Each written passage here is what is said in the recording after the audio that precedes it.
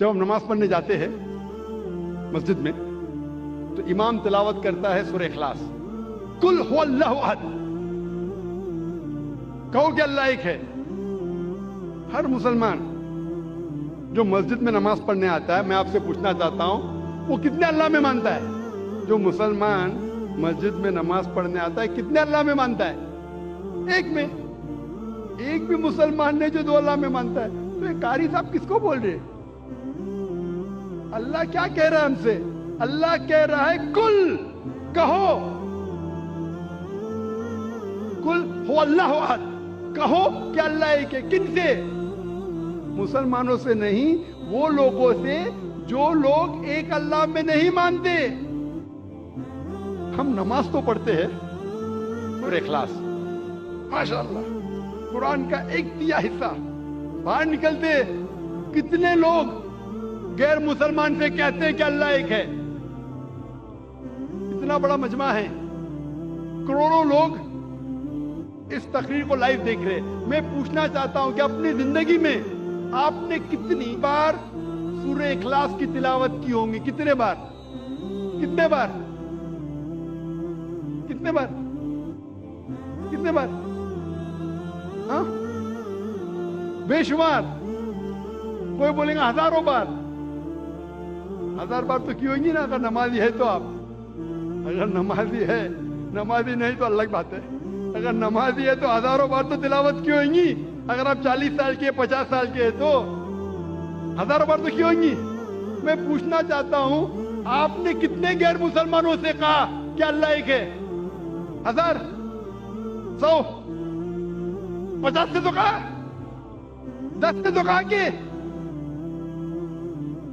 آج تک کے تو شاید اللہ تعالیٰ آپ کو معاف کرے گا کیونکہ آپ نے توجہ نہیں دی ہوگی۔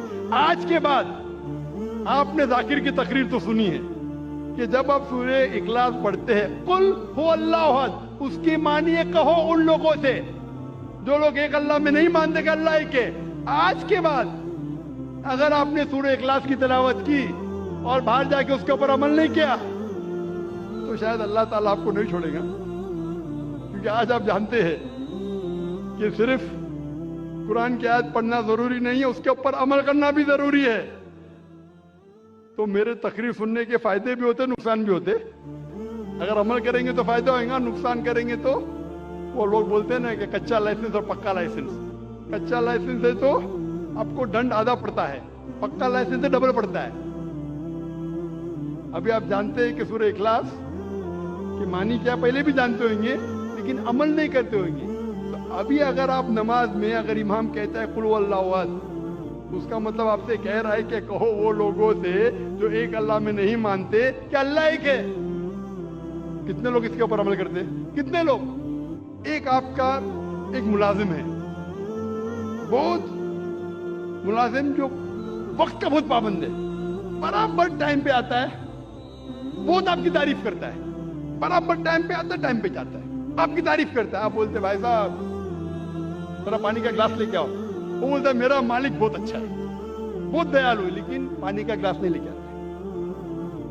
وہ تعریف کے پل باندھ رہا ہے، ہاتھ جوڑ کے آپ کے سامنے کھڑا ہے۔ آپ بولیں گے یہ خط میرے دوست کو پہنچاؤ، میرا مالک بہت اچھا ہے، میرا مالک بہت مہان ہے، تعریف کر رہا ہے، ہاتھ باندھ کے سر جھکائے کھڑا ہے، آپ کا کہنا نہیں مانتا ہے۔ آپ کیا کریں گے؟ اس کی سیلری بڑھائیں گے؟ آپ اس کو بونس دیں گے؟ کیا کریں گے؟ کیا کریں گے؟ اسی طریقے سے افسوس کی بات ہے، اکثر ہم کہتے ہیں کہ اللہ سے محبت کرتے ہیں، کہتے ہیں تعریف کرتے، اللہ اکبر، تعریف تو بہت کرتے ہیں، لیکن کیا اللہ کا کہنا مانتے؟ عبادت کا مطلب بندگی، اللہ جو حکم دے رہا ہے ہمیں اس کے اوپر عمل کرنے کو کہتے ہیں بندگی۔ وہ تو اللہ کے رسول کی حدیث ہے، اسی لیے ہم مسلمان بچ گئے۔ اللہ کے رسول فرماتے کہ وہ اللہ کی رحمت کے بنا کوئی بھی انسان جنت میں نہیں جا سکتا، صرف عمل پہ۔ اگر ہمارے اعمال کے ذریعے ہم صرف جنت میں جائیں گے تو ایک بھی انسان دنیا میں جنت میں نہیں جائے گا۔ ایک صحابہ اللہ کے رسول سے پوچھتے یا اللہ کے رسول کیا آپ بھی؟ تو وہ کہتے ہاں میں بھی. جب اللہ کے رسول جو سب سے بہترین انسان ہے, سب سے بہترین مثال ہے ہمارے لیے, وہ اللہ کے رحمت کے بنا جب نہیں جا سکیں تو ہم کیا ہے؟ اسی لیے اللہ کی رحمت ہے, وہ رحمان اور رحیم, اس لیے ہم بچ گئے. تو صرف لپ سروس سے کام نہیں چلیں گے. میں ایک مثال دیتا ہوں. آپ بیمار ہوتے ہیں تو کس کے پاس جاتے ہیں آپ؟ ڈاکٹر کے پاس. آسان سوال, آسان جواب, اس کے لیے کوئی ریوارڈ نہیں. آپ جاتے ہیں ڈاکٹر کے پاس, ڈاکٹر آپ کو پرسکرپشن دیتا ہے 3 بار دوا لو.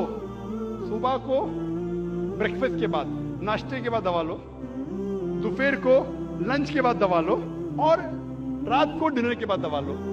آپ گھر پہ واپس آتے, صبح کو ناشتے کے بعد پرسکرپشن پڑھتے, مجھے دوا لینا ہے ناشتے کے بعد, اور بند کر لیتے. دوپہر کو پھر سے کھولتے کہ مجھے دوا لینا ہے لنچ کے بعد, پھر سے بند کر لیتے. پھر ڈنر کو پھر سے کھولتے, پھر سے پڑھتے, لیکن دوا نہیں لیتے. کیا آپ کی بیماری دور ہوگی؟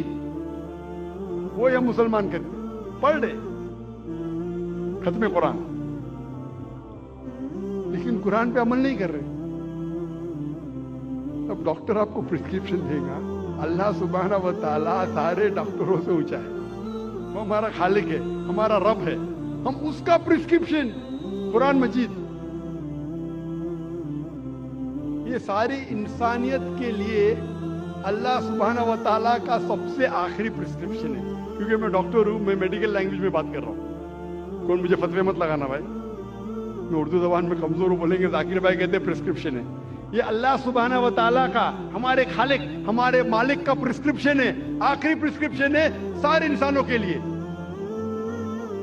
اس کو پڑھو, اس کے اوپر عمل کرو, انشاءاللہ آپ ہدایت پائیں گے.